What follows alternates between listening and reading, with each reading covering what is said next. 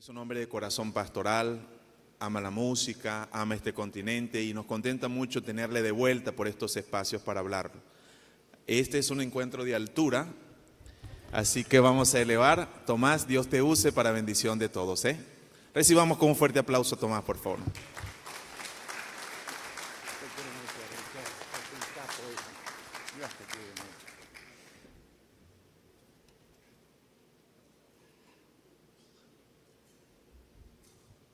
Es precioso estar aquí. Es un verdadero privilegio referirme en esta mañana a uno de los temas que me ocupa desde hace años. Fíjense qué título: Transformemos las relaciones. San Pablo dice a los colosenses: haced morir pues lo terrenal en vosotros. Fornicación, impureza, pasiones desordenadas, malos deseos, avaricia, que es idolatría, cosas por las cuales la ira de Dios viene sobre los hijos de desobediencia, en las cuales vosotros también anduvisteis en otro tiempo cuando vivíais en ellas. Pero ahora dejad también vosotros todas estas cosas: ira, enojo, malicia, blasfemia, palabras deshonestas de vuestra boca. No mintáis los unos a los otros, habiéndoos despojado del viejo hombre con sus hechos y revestido del nuevo, el cual, conforme a la imagen del que lo creó, se va renovando hasta el conocimiento pleno, donde no hay, y fíjense, griego ni judío, circuncisión ni incircuncisión, bárbaro ni escita, siervo ni libre. Miren esta expresión ahora: sino que Cristo es el todo y en todos. Vestidos pues como escogidos de Dios, santos, amados, de entrañable misericordia, de benignidad, de humildad, de mansedumbre, de paciencia, soportándoos unos a otros, perdonándoos unos a otros si alguno tuviere queja contra otro. De la manera que Cristo os perdonó, así también hacedlo vosotros. Y sobre todas estas cosas, vestíos de amor, que es el vínculo perfecto. Antes de avanzar, me gustaría que nos detuviéramos un poquitito, solamente en silencio, en este texto que acaba de mencionar San Pablo. Fíjense, por ejemplo, esto: soportándoos unos a otros, perdonándoos unos a otros, si alguno tuviere queja contra otro. Es fácil anunciar esto. Qué tremendo desafío es vivir esto. Nosotros pedimos a nuestros pueblos, a nuestras ciudades, que vivan relacionadas, cuando a veces nosotros, cristianos, nosotros, iglesias, nosotros, pastores, estamos tan lejos en la realidad, no en nuestro discurso, sino en la vida concreta de vivir esta manera sugerida por Cristo. De la manera que Cristo os perdonó. No es cualquier perdón, es la manera en que Cristo perdona, en que privilegia al otro, da la vida por el otro pecador, por el otro que no puede retornarle eso porque es precisamente pecador. Digo, antes de avanzar, sería bueno estar un minuto en silencio y decirle: Señor, de verdad, no solamente coincido con mis hermanos y hermanas en esto, sino que quiero ser esto, ejecutarlo en la cotidianidad, minuto a minuto. Estamos en silencio un instante.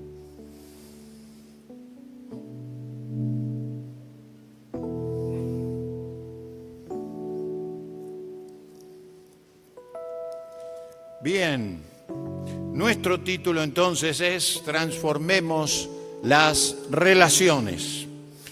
Todo lo que somos, todo lo que hacemos los seres humanos ocurre en un contexto de multiplicidad de relaciones interpersonales. Los seres humanos existimos como seres en relación. Es imposible concebir situaciones humanas en cualquier tiempo o lugar ajenas a su condición de ser personas en relación. Las propuestas saludables para la vida de los seres humanos necesariamente incluyen aspectos de interrelación. Sin embargo, dolorosamente, también es cierto que todo lo que daña al ser humano tiene relación estrecha con lo interrelacional. Los seres humanos vivimos en una continua tensión entre una interrelacionalidad saludable que abriga, que recoge, que es tierna, que busca la unidad, que hace bien, pero también en simultaneidad una interrelacionalidad que por el contrario daña, enferma, asfixia. Y ese mismo problema no está afuera, está en nosotros mismos y está en la iglesia que Lutero anunciaba como la iglesia, ¿se acuerdan? Simul justus et peccator, simultáneamente justa pecadora. Esta búsqueda de las relaciones interpersonales sanas, pero a la vez la constatación práctica demasiado habitual de relaciones dañinas entre nosotros, también ocurre dolorosamente en mi iglesia. No puedo referirme a la tuya, me refiero a la mía. Es posible ilustrar esta tensión entre interrelacionalidades buenas, sanas, recuperadoras y las otras con muchísimos ejemplos. Yo voy a mencionar solo algunas, quizás en tu práctica encuentres otras. Un primer ejemplo de tensión entre estas relaciones salutíferas, recuperadoras, vigorizantes, tiernas y las otras dañinas es la tensión entre la satisfacción de las necesidades humanas, por medio de relaciones sanadoras y a la vez la incapacidad de satisfacerlas debido a relaciones interpersonales dañinas. Todos los seres humanos somos seres con un conjunto de necesidades afectivas. Necesitamos amar y ser amados. Necesitamos, porque tenemos necesidades materiales, comer, respirar, producir vitaminas, minerales, necesidades anímicas, necesitamos sentirnos bien, necesitamos ser fortalecidos, inspirados, abrazados. Necesidades espirituales, necesitamos intimidad con Dios porque fuimos creados por y para Él. Fuimos hechos para poder satisfacer tales necesidades y hasta para disfrutarlas. Lamentablemente, muchísimas razones frustran la posibilidad de alcanzar y satisfacer de manera plena tales necesidades, lo que produce situaciones dramáticas para nosotros, para nuestros pueblos. Millones de personas que comen mal o no comen en tu ciudad, en mi barrio. Millones. Igualmente, son numerosos los seres humanos que no experimentan afecto, cercanía, cariño alguno, ternura. En las grandes ciudades hay un conjunto de personas puestas juntas, pero que no sienten al otro como un compañero de ruta. No hay intimidad. Otros seres humanos son maltratados por todo tipo de violencia, violencia física, violencia verbal, individual o social. Mujeres golpeadas. Mi patria querida, Argentina, tiene un alto nivel triste, doloroso, que no me enorgullece para nada, de mujeres golpeadas, pero que también hace que mi iglesia sea corresponsable de tales cosas, porque nuestras iglesias no están al margen de las sociedades que tenemos, son esas sociedades. Millones de personas son discriminadas, marginadas, olvidadas, perseguidas. Millones viven lejos de Dios y otros son perseguidos por su fe en Dios. Y en muchísimos casos, como acabamos de ver, los perjudicados para tales severas limitaciones son personas que no pueden procurarse por ellos mismos los recursos. Niños, las cifras que daba nuestra hermana. Aún la mitad de tales cifras, el 10% de los tales en los niños, es terrible y es un llamado de atención. O personas ancianas, fíjense, o personas con algún grado de limitación, y las consecuencias de tales necesidades insatisfechas son igualmente graves. Muertes, enfermedades, atrasos de todo tipo, limitaciones, marginaciones lacerantes para la formación del estado psíquico de las personas, la creación de odio, de violencia. ¿Hace falta que mencione la violencia en nuestros países? ¿Verdad que la sufrimos? Ni siquiera necesitamos hablar, las padecemos. El comercio de o con la necesidad humana.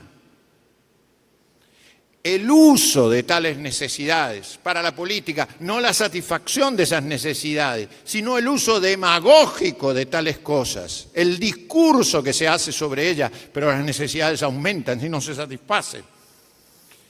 La lejanía de Dios, la increencia, el escepticismo pueblan nuestras ciudades, pueblan nuestra educación. Educamos, comillas, para eso. Una de las principales causales de la insatisfacción de tales necesidades humanas es la destrucción de las relaciones interpersonales con Dios, con los otros, con la creación toda, con el mundo que Dios nos ha dado, e incluso la relación con la propia identidad personal, hecho que ya aparece en la Biblia cuando nuestros padres descubren su desnudez, ¿se acuerdan? Y se experimentan desnudos. Más aún, las consecuencias de la destrucción de las relaciones se convierten luego en nuevas causas de destrucción de relaciones, provocando así una cadena destructiva nefasta. Si deseamos transformar personas y ciudades, debemos contribuir a satisfacer tales necesidades, y una poderosa herramienta es la redención de las relaciones interpersonales. Vivir el Evangelio como el Señor quiere. Me temo que a veces nuestras escuelas de educación cristiana no estén tan completas de cursos desde el Evangelio sobre cómo ser tiernos, cómo recoger al otro, cómo mirar al otro, cómo lograr la unidad con todo lo que eso requiere de perdón, reconstitución, de verdad, de historia, de reparación, de reivindicación.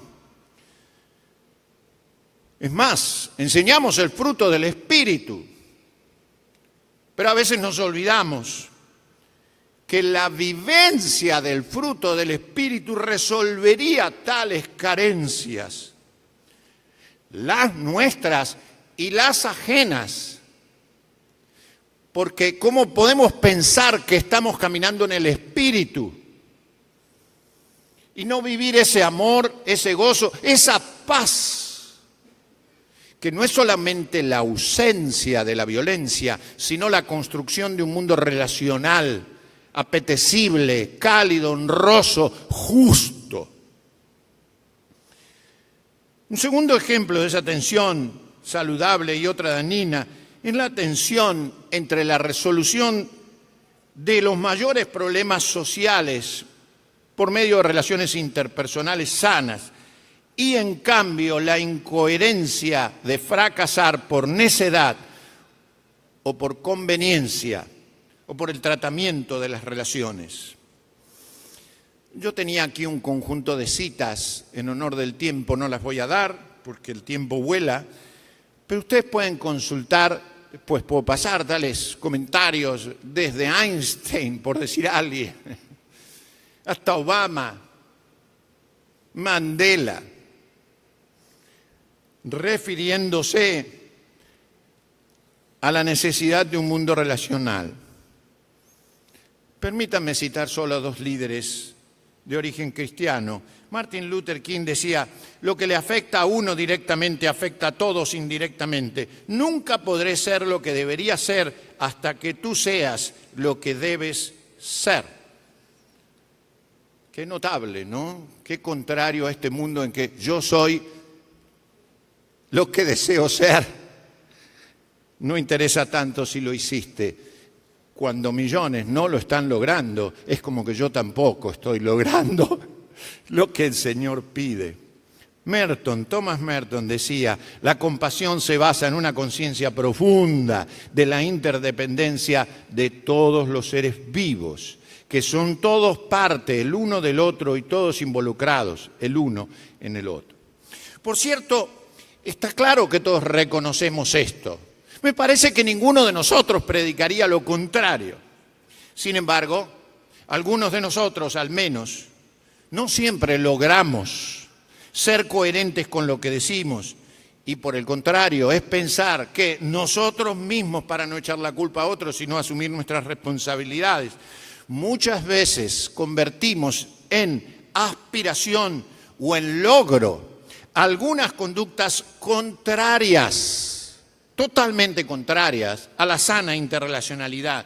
Por ejemplo, el educar para la instalación del deseo individual, como si este fuera lo que yo quiero, lo que a mí se me antoja, una especie de objetivo superior.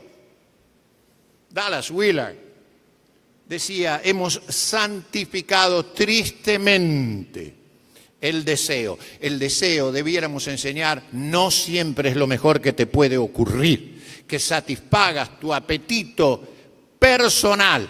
Si no está modificado, si no está irrigado por el Espíritu, no hace sino destruir relaciones sanas.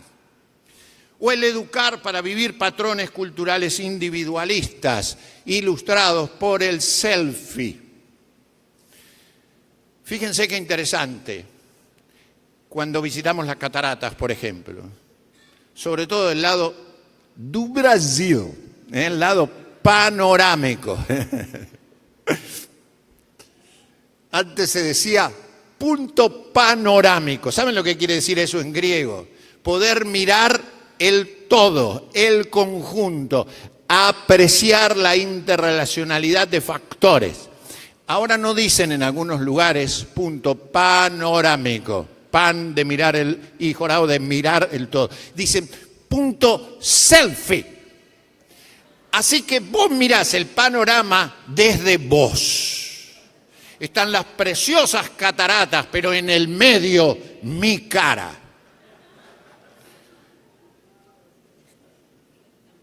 Mi señora dice que tengo alguna bondad semejante a las cataratas, o espero. A menos que ella tenga catarata. Eso tiene algo de bueno. Tiene el hecho de que nos introducimos en el conjunto, de que nos sentimos partes.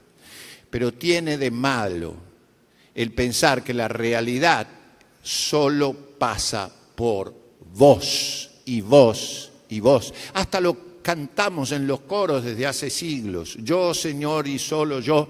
Que estaría muy bueno si eso asumiera una responsabilidad personal integrada, pero no el individualismo extremo en donde estoy yo y nadie más que yo, y el tú y el otro.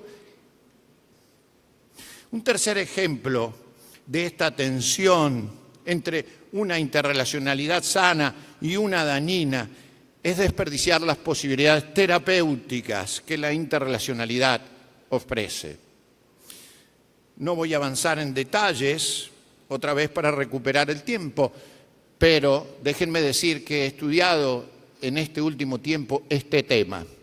estudios profundos, a fondo de por qué ocurre lo que ocurre con nuestra niñez, no solo coinciden con lo que la hermana decía, sino que profundizan este hecho para pensar que el problema más serio que vive nuestra sociedad es la carencia de relaciones cálidas, afirmativas y constructivas, lo cual daña no solamente la interrelacionalidad, sino que daña el proceso genético, físico, lo cual lo creíamos tan ajeno de la realidad de la interrelación, que lo suponíamos tan subjetiva, tan opinable, tan discutible, se traduce en datos objetivos más que serios. Una interrelacionalidad no afectiva daña de forma a veces irreparable. ¡Qué dolor! ¡Qué dolor! Pero un cuarto ejemplo de esa tensión entre interrelacionalidad saludable y sanadora y la otra es la propia iglesia. La iglesia. Tu iglesia, mi iglesia, local, si querés.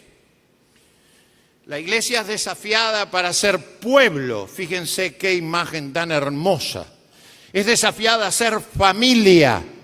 Es desafiada a ser cuerpo, es desafiada a ser comunidad, todas figuras de interrelaciones saludables. No podríamos ser pueblo, no podríamos ser familia, cuerpo, sin relaciones interpersonales vinculantes.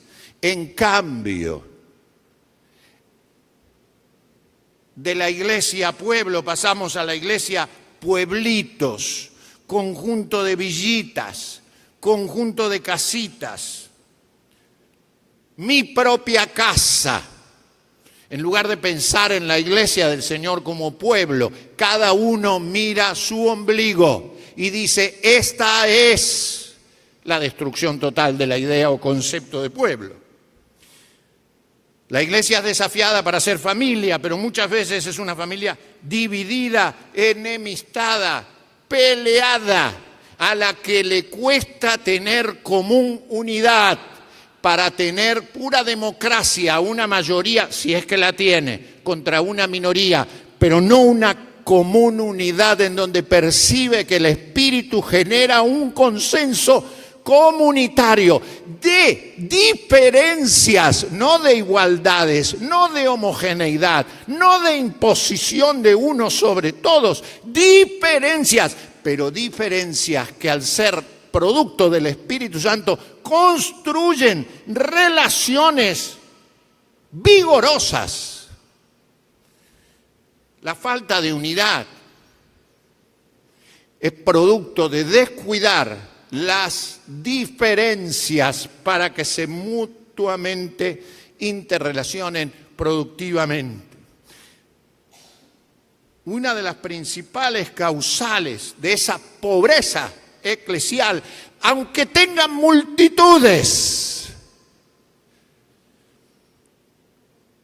es el de las relaciones interpersonales, la falta de mutua interdependencia y la poca valoración que se le otorga al cuidado, la poca atención de la creación de una escuela de vida práctica para las relaciones en casa, papá, mamá, hijos, nietos, abuelos, sobrinos o como sea la familia que hoy querramos funcionar, pero interrelacionada. Las iglesias debieran ser ambientes que faciliten la interconexión. Las que logran facilitar la interconexión crean sentido de pertenencia, crean sentido de cosa hermosa en lugar de superficialidad, pobreza de sentimiento hacia los otros y pobreza de valores éticos morales derivados de la expresión amorosa. Me gustaría cerrar en un rápido y acelerada propuesta, pensar qué hacer. Yo creo que la respuesta es tan clara que la voy a mencionar creo que lo que no es tan claro es cómo pasar de este ideal que nunca debemos rebajar a este punto bajo en el cual estamos viviendo fruto de nuestros pecados. Rebajar el ideal no nos sirve. En realidad, lo acertado sería proporcionar escuelas de formación de vida, no más cursos, sino aprender a vivir todos los días relacionalmente con esa fecundidad y esa productividad de lo interrelacional, amoroso, justo, pacífico, etc. Fíjense que en realidad la Biblia comienza con una afirmación relacional fantástico. Dios es trino, Dios es triuno, pero el Dios triuno busca intencionalmente comunicarse a sí mismo. Una imagen relacional fantástica. Podría vivir esta Trinidad ad intra para consigo mismo y sin embargo se relaciona creando. El acto creacional ya es un acto relacional. El ser humano fue creado para ser un ser personal, para tener relaciones con Él y para vivir en multiplicidad de relaciones. El ser humano y las demás cosas creadas pueden interactuar con su creador y pueden actuar entre ellas. Ser un ser en relación no es una elección humana. Es algo creacional, es algo constitucional. No podríamos vivir adecuadamente sin relaciones. No se puede ser no relacionado. El que quiera serlo ya refleja una actitud contraria a tu propia persona. El ser humano no puede dejar de relacionarse, pero puede santificar sus relaciones. Un aspecto fundamental de la vida humana es la reconexión con lo trascendente, pero la reconexión con aquel trascendente Dios que se hace inmanente para buscar los vínculos aquí. Es posible entonces incrementar esa comunión de forma creciente. Doctrinas tan importantes, fíjense, en la Biblia, como la inmanencia de Dios, la encarnación, la redención, son clásicamente doctrinas relacionales. Pero no, las enseñamos a veces. Yo soy profesor de teología hace casi 40 años, o sea que no podría desistir de enseñar todo esto, fundamental, es clave. Pero a veces lo enseñamos con un concepto teórico, abstracto, que no comunica lo que la doctrina comunica. Encarnarse es relacionarse, justamente, fíjense. Las figuras humanas utilizadas a lo largo de la Biblia para describir la relación entre Dios y su pueblo o entre Jesús y su iglesia son de carácter racional. Es notable que la imagen que Dios escoge para hablar de la relación de Él con su pueblo y la relación de la iglesia con su pueblo es esposo, esposa y es tierna. Fíjense, Jesús dio su vida por su amada. Él es el Señor, pero es el Señor que da la vida. Estoy fuera de tiempo, cierro acá, me das unos minutitos. Una buena parte de la terminología bíblica para descubrir el proceso salvífico del ser humano se vale de una terminología relacional. Dije, fíjense qué imágenes tan preciosas. Reconciliación, adopción. Qué imagen fantástica. Somos adoptados por Dios. Fantástica figura. Los términos bíblicos para referirse a la comunidad, a la iglesia. Koinonía. Fantástica figura relacional. La responsabilidad por el mejoramiento de la calidad y la profundidad de todas las relaciones no es ajena a la principal misión de la iglesia, no para una cosa secundaria. Esa es su misión, ser ministros de reconciliación. Y a veces estamos tan entretenidos en cosas que sería muy bueno dejarlas de lado para concentrarnos en aquellas que tienen ese vigor. El uso de la expresión unos a otros, vean luego en el texto bíblico, unos a otros, alélo si quieren el término, es fantástico. Unos y otros, no yo, sino unos y otros. Aún el pecado en la Biblia, el pecado es descrito en categorías relacionales, solo que categorías relacionales perversas. pero en categorías relacionales. Sus consecuencias, las consecuencias del pecado, son descritas como ruptura, quiebre de la relación con Dios, pero también la relación con el otro, la relación con el medio, la relación con uno mismo. Por eso puede pensarse el pecado como la ruptura de eso. Es posible decir que el aspecto entonces de la conversión, el proceso de la santidad, es un crecimiento en relaciones, un crecimiento en sanidad de las heridas relacionadas de la vida, o ocasionadas por la vida, un incremento de la justicia, de la compasión, de la libertad, de la paz, del amor, de la capacidad de recuperación. Fíjense cuántas veces habremos predicado esto y todavía cuánto tenemos que remar. Es como que nosotros no creyéramos lo que creemos. Yo no creo que dudemos de esto, pero a veces nuestra actitud es contraria a lo que creemos, porque lo que decimos creer es que en Cristo somos uno. En Cristo podemos y debemos reconciliarnos. Decimos estar en Cristo, pero a veces eso no ocurre.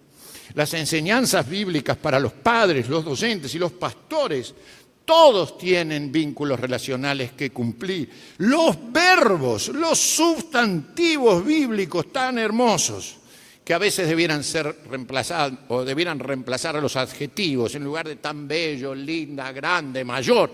Quizás podríamos poner algunos verbos para nuestras iglesias, tales como amar, practicar la justicia, buscar la paz, que es mucho más importante que sea bella, aunque la belleza también forma parte de la paz, porque Dios ha dado un shalom que incluye la belleza, no la excluye. Concluyo diciendo, me parece que tiene que haber una propuesta. Vení si querés, Richard, si cerrás. Algunos desafíos para la misión de la iglesia. Un evangelismo definido como conexión. Una iglesia entendida como una continua profundización de vínculos con los que ya han sido reconectados por Cristo, pero que asumen el compromiso de continuar siendo ministros de reconciliación. Una aceptación de la diaconía. Yo sé que usamos el término ministrar, que es adecuado, pero a veces tiene connotaciones que son mejor traducidos por la palabra que está en el original. Diaconizar, servir, suena como una praxis del servicio mucho mejor y más cercano al espíritu bíblico que los otros términos que solemos usar. Un estudio y puesto en práctica de la palabra desde la comunidad de redimidos, la búsqueda de la unidad en la diversidad, son misiones de la Biblia. Vení, Richard, querido, vení. Ayúdame a tener un momento de doxología junto a mis hermanos y a mis hermanas. Todo esto que estamos diciendo puede producir desesperación, angustia, sentido de que no logramos. Miren lo que decía Martin Luther King: cuando la iglesia pierde la esperanza, perdió todo. Pero la esperanza a la cual evocamos no es solamente lo que vamos a tener más allá, sino el más allá que viene hasta acá y modifica el acá y que nos hace pensar, todo esto que es posible, ¿por qué no empezamos a vivirlo ahora acá? Entonces, esa lucha de poderes entre nosotros, el egoísmo de cada uno, la dificultad en perdonar y ser perdonados, las pocas ganas a veces de entender al otro, la facilidad con la que criticamos pero no nos evaluamos, debiera ser reemplazado por un profundo amor que viene de Jesús y nos permite amar.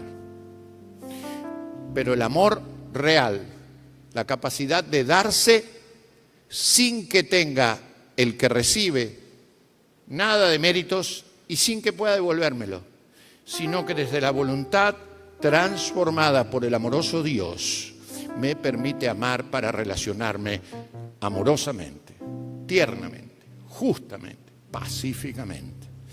Quizás, Richard, podemos ponernos de pie, les invito. Y más que pensar en lo mal que vamos, cosa que viene bien revisarla, es pensar lo bueno a lo cual Dios nos convoca.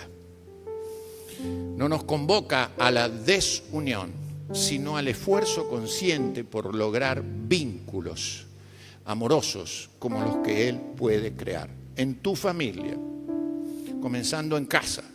Poder decir y realmente amar. Fíjense que no nos podemos decir unos a otros que te amo porque suena qué sé yo qué cosa. Hoy cuando la abracé a Richard le decía, te quiero, Richard. Y alguien dice, este le dice a este que lo quiere. Fíjense qué triste. Una sociedad que pierde la conciencia de que lo mejor es que nos podemos amar entre nosotros y decírnoslo. Mirarnos en amor va perdiendo. Pero no he perdido la esperanza. El Cristo en el cual creo transforma de verdad relaciones. Y aunque todavía estamos aquí en pecado, es mi Señor y es capaz de vigorizar mis vínculos. Te quiero, hermano, te quiero, hermana, porque el Señor me quiso a mí, me quiere a mí, me querrá todo el tiempo. Estamos en silencio un rato.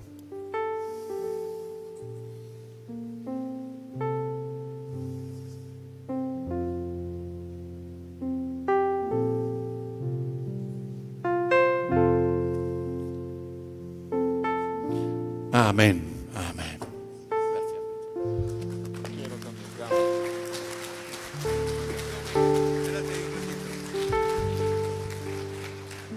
Qué alegría tener a Tomás aquí. Lo conocí, no sé si él se acuerda, pero yo era un muchachito. Viajé a la Argentina y Tomás me fue a recoger al aeropuerto. Y con ese cariño me llevó al seminario. Era un congreso de jóvenes. Y yo lo veía a esos líderes argentinos con una pasión. Raúl Cialaba, Jorge Ferrari que anda por ahí, Jorgito Ferrari. Y también a Tomás Mackey. Y han pasado muchos años. Y hoy me siento muy feliz que Tomás esté en este seno. Creo que es también honrar a alguien que ha dejado su vida en servicio a la obra bautista. Y nuestra hermana Adelaine quiere compartirle algo también a nombre nuestro. Muchas gracias y te quiero, Tomás, te quiero. Apesar que a la diferencia en la altura, nosotros somos los mismos delante de Dios. Te quiero.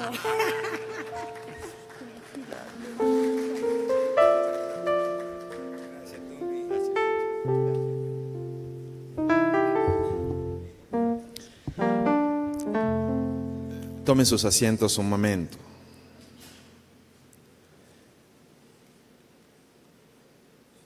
Si lo más grande que hemos recibido y tenemos